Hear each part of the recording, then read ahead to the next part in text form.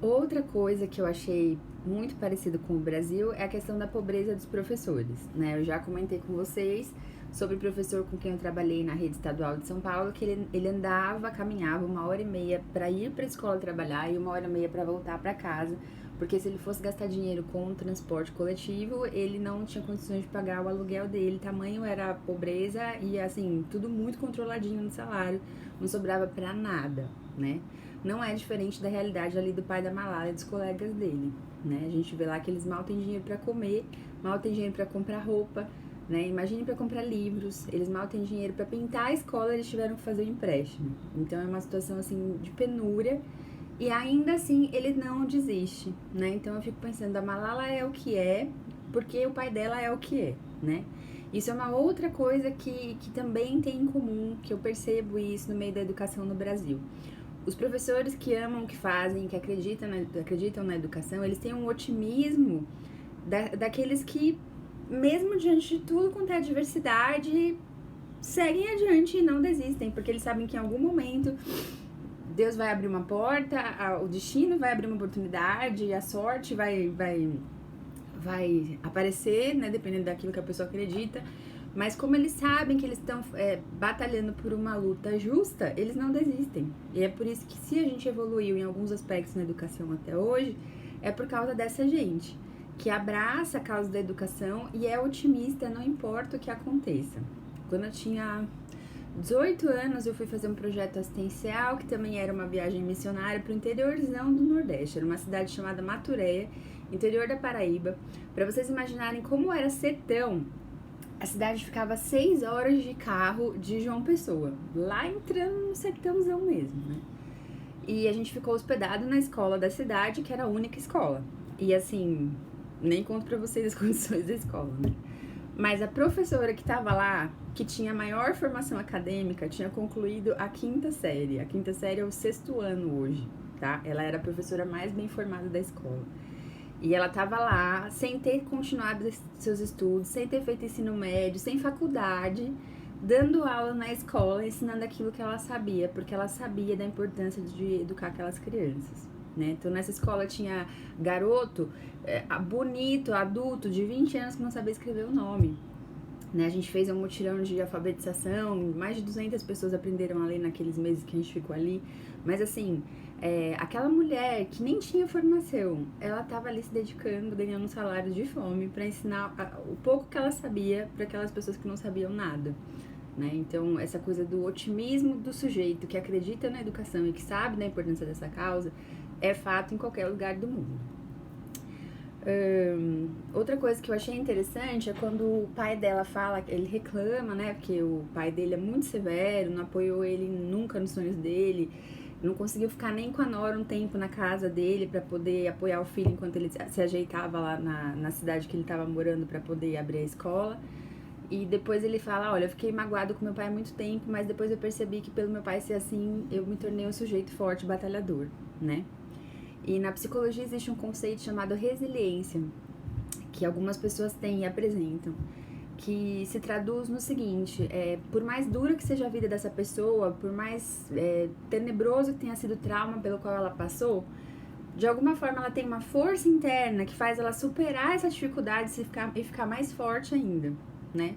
Então é disso que o pai da Malala tá falando. Apesar dele não ter tido um pai que desse suporte para ele, que não fosse um pai amoroso, que não apoiasse ele de fato em nada, isso, a severidade do pai dele acabou fazendo ele ficar mais forte, né? Então, por que eu tô falando isso? Porque às vezes a gente tem alguns problemas, algumas dificuldades e algumas pessoas que não compreendem a gente, e isso se torna uma faca no nosso peito e às vezes se torna uma desculpa pra gente desistir de tudo e jogar, sabe, na lama o nosso potencial e abandonar os nossos sonhos por causa do comportamento de outras pessoas. Isso é um derrotismo, tá?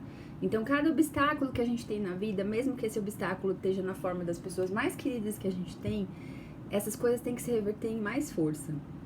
Né? São as pessoas resilientes, as pessoas que transformam os desafios, os problemas e os obstáculos em fonte de energia para que elas não desistam. São essas pessoas que evoluem, são essas pessoas que se desenvolvem, são essas pessoas que deixam a marca no mundo, que conseguem realizar projetos que de fato façam diferença. né? Então fiquem aí com a dica do pai da Malala. Aquilo que vem difícil para você pode transformar você numa pessoa ainda mais forte, mais capaz, com um potencial ainda mais desenvolvido. Depende de você essa escolha. Você pode transformar os desafios, os problemas, as pessoas difíceis da sua vida numa desculpa para você desistir das coisas que você quer, que você sonha e ser um fracassado, ou você pode transformar tudo isso em combustível, tá? Tem uma parte que ela fala também que meu pai era professor, contador e diretor. E a maioria de nós professores, a gente consegue assoviar e chupar cana ao mesmo tempo. A maioria de nós trabalha em 2, 3 escolas, ou tem 2 ou 3 profissões, como é o meu caso. A gente dá um jeito para se sustentar, no meu caso também para ter dinheiro para comprar livro, porque eu amo muito e o que eu ensino tá nos livros e livro é caro. Então, todo professor é multitarefa, todo professor tem gás para fazer várias coisas, a gente faz tudo o que for preciso para que o aluno aprenda, para que a gente ensine e para que esse processo aí de aprendizagem de educação aconteça, porque a gente nasce para isso.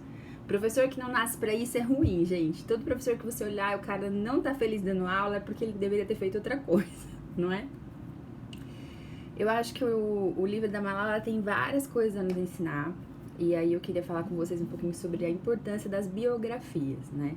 É claro que eu gosto muito de texto ficcional, eu acho as histórias fantásticas, eu acho que a imaginação humana não tem limites, e é impressionante como a gente aprende com os personagens que os escritores criam, né? Então eu tô nessa saga aí de ler Tolstói na quarentena, e cada personagem mais rico do que o outro, e você se espelha nos personagens e você aprende coisas incríveis, né? Com os personagens. Mas a biografia, ela tem o plus de que aquela pessoa existiu. No caso da Malala, ela existe ainda. É uma jovem agora, tá com 20 e poucos anos. Né? Então, você poder ler a história de uma pessoa e identificar ali lutas que talvez não sejam as suas, mas com certeza tem sentimentos parecidos, como frustração, medo, sensação de fracasso, sensação de sofrer algum tipo de violência, né?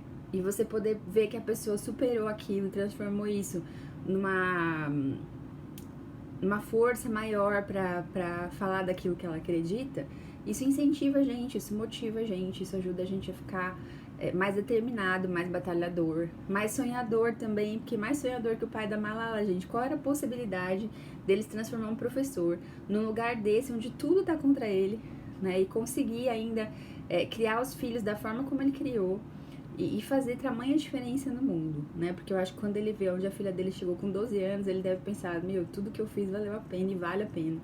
Porque eu consigo, de fato, fazer as pessoas pensarem por si mesmas. Isso é muito impressionante nessa história toda, né? Então, terminem de ler o livro, façam as pesquisas pro textinho aí de avaliação e caprichem, gente, porque vale a pena. Esse tema é muito legal, é uma coisa que vai deixar vocês refletindo por muito tempo e a gente não sabe qual vai ser o futuro de vocês. De repente, no futuro, você vai ser um cara aí que vai fazer uma diferença grande na educação. Talvez como político, talvez como professor, talvez como um advogado, talvez como alguém que lute pelos direitos das pessoas que querem estudar, né? Talvez como um pai de família que vai investir na educação dos seus filhos, né? Então, assim, esse tema é muito rico. Esse livro desse mês de abril foi especial. Aliás, eu acho que a gente tá vindo numa jornada muito bacana, porque a gente sai lá da Revolução dos Bichos discutindo toda aquela problemática política, manipulações, conspirações e tudo que a gente tá vendo todo dia no jornal, né? E começa a ficar mais perceptível. E aí a gente entra numa problemática tão intensa, tão fundamental e tão presente na nossa vida aqui no Brasil, né? Então aproveitem isso aí. Vou encerrar aqui e começar o próximo vídeo, que é o último, eu prometo.